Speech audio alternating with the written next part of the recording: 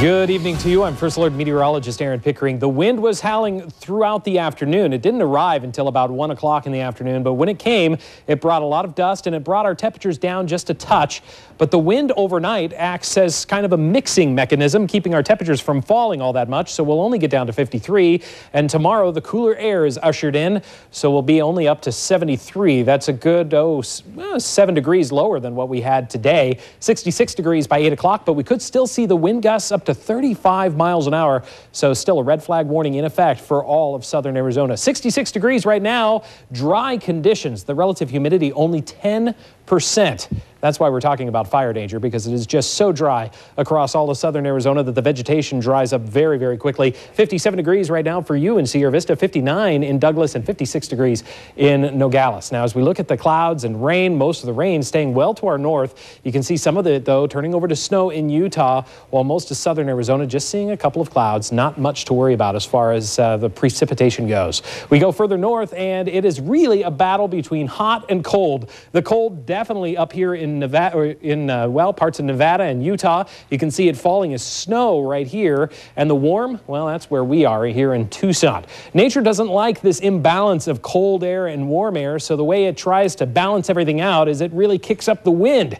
The wind moving from warm to cold is setting up right up here in northern Arizona. See all of this cold air tracking through the Intermountain West. As it gets closer and closer to the Midwest, we expect our wind to finally start to die down. But look at this. As we go in toward tomorrow morning, it gets awfully darn close to southern Arizona. That means the wind is going to kick up overnight and last right on through Monday afternoon and into the late afternoon before all of this cold air finally kicks out to the Midwest and the warm air returns. That means the breezy conditions will return and we'll see those wind speeds really die down as we go in toward Tuesday. Let's break it down for you in your area, in your neighborhood. Douglas, only 10 miles an hour right now, 21 mile an hour winds in Sierra Vista. But as we go through the overnight hours, the interesting thing about this is we're going to see the wind all night long. It's going to be breezy at times, so even throughout the overnight hours, we can see winds as high as 21 miles an hour in Sierra Vista. As we go through the afternoon, when a wind normally kicks up, yeah, it's still going to be with us. 24 mile an hour winds in Douglas with gusts that could be as high as 30 and 35 miles an hour. So the outdoor lawn furniture, you're probably going to need to keep it secure at least one more day, because then we saw our winds die down to almost nothing as we go through Tuesday and Wednesday. Around the rest of the country, they're dealing with our storm. Yeah, big area of cold air moving through the Intermountain West. That's bringing snow and rain to parts of Montana and North Dakota, and that's bringing with it more rain for the folks in Fargo. They've been dealing with the Red River that's way, way above flood stage. In fact, yesterday it crested at 22 feet above flood stage. The National Guard bringing in the big guns. That is a 1-ton sandbag. They've been shoring up the levees there. Today they had one dike that did open up and flood one school before the National Guard troops was able to, well, secure the area. Snow falling in other parts of the country. Cold weather moving in through Chicago. Folks there having to clean up again. Yeah, it's a early spring snowstorm, but I'm sure that they're looking to see most of the snow melt away. Not only Chicago, but in Milwaukee, they're dealing with the snow and cleaning up once again. It looks like another cold storm is heading for them as well, so they're not done. Even though they're cleaning up from the last one more heading their way. All right, for us, we're going to be seeing those temperatures drop into the 50s overnight, but the rest of the country into the 20s, especially in the Intermountain West. Look at that, Denver, high temperature, 37 degrees. Yeah, welcome to spring, right? All right, for us, spring-like weather really here with the wind. It almost feels like every spring. We get a couple of real days of windy conditions, meaning if you're a pollen sufferer or an allergy sufferer, the pollen is there. Just watch out, because it is going to stick around through Monday. Tuesday, Wednesday, Thursday, looking beautiful. The wind dies down. The temperatures come back up. Lots of sunshine on the way. So Mark and Teresa, are you suffering from the allergies right now? We both suffer from allergies. We are, and actually today has been the absolute worst day I've had yet. Yeah, tomorrow is going to be bad as well, but then it should start getting a little better throughout the rest of the week. Let's hope so. Yeah, Aaron, cross thanks. your fingers. Thanks, Aaron. Hello, everyone. I'm First Alert Meteorologist Aaron Pickering. We'll get you back to programming in just a moment, but first an update on our severe storm that's been moving through the northwest side. You can see it there on the left of your screen. This is First Alert Doppler Live. There's still a flash flood warning in effect until 8:45 tonight. That's because the storm has dropped a lot of rain. One gauge at La Cholla and Moore Road reported 1.5 inches of rain in about 15-minute period. All of that water needs to run off, and so it's going to fill up local creeks and washes, so you're going to want to watch out for that. This storm, though, is moving out of the Tucson metro area at about 15 miles an hour and moving off to the west, but we have a second storm now forming in the Tucson metro itself along Fort Lowell Road, also just south of River, moving toward Campbell. If you're on Campbell or live near or around Campbell, you're going to be seeing heavy rain moving your way. It's moving from east to west at about 15 miles per hour. This is a heavy rain shower, but no warnings or watches associated with this particular storm yet, although it is growing in intensity. In Cochise County, we have a flood advisory now posted for all major cities. That includes Benson, Sierra Vista, Fort Huachuca, Bisbee, Douglas, all the way up into Wilcox area because of heavy rain that's falling pretty much all across the county.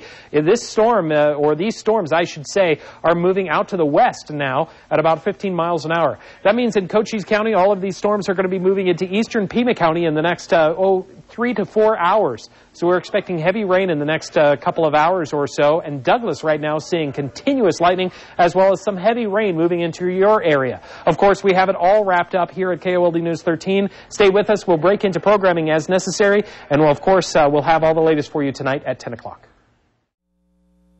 The Catalina Sky Survey, located up here on top of Mount Lemmon, has global and universal impacts. What we have here is a Schmidt telescope. It was originally built in the early 1970s specifically to search for comets. Richard Kowalski and the rest of the Catalina Sky Survey team had to add some modern technology to these old telescopes to look for not only comets, but any near-Earth objects. Near-Earth object is classified as any asteroid or comet that comes within approximately 6 million miles of the Earth. In the scales of the solar system, it is very close.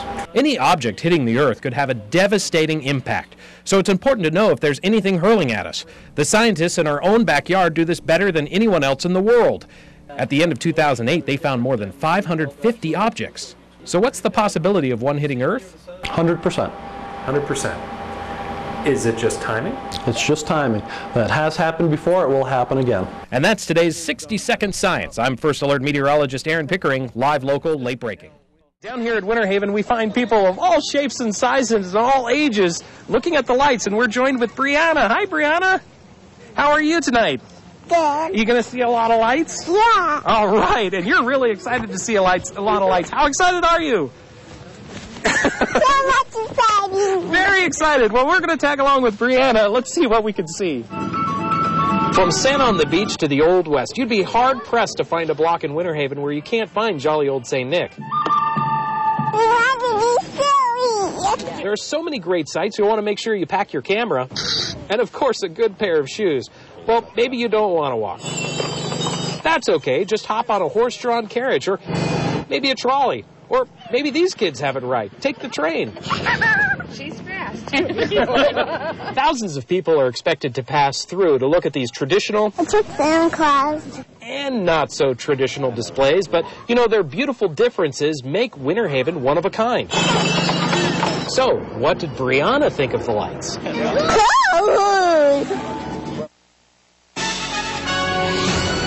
She was cute, wasn't she? And Brianna saw plenty of lights, and there are lots of lights out here live at Winterhaven. Now, the festival goes on from about 5:30 or sundown until about 10 o'clock or around 10 o'clock at night, and that's when all the lights start getting shut down. So tonight, well, it's a little too late, but if you want to come out here, you can come out here through December 27th. We have all the details for you already on KOLD.com/celebrate. Just go to KOLD.com/celebrate. There, you can take some pictures, and, hey, you can also check out the schedule for when you can even drive through Winterhaven. The winds have been gusting today. First Alert Doppler Live has you covered right now. Still 15-mile-an-hour winds out there, 14-mile-an-hour winds in Green Valley, and 20-mile-an-hour winds hanging on in Douglas. Now, we're not done with the wind, and guess what? We're even going to see the rain make it here before long, but that's not going to stop some people from coming out. Take a look at some of the displays behind me.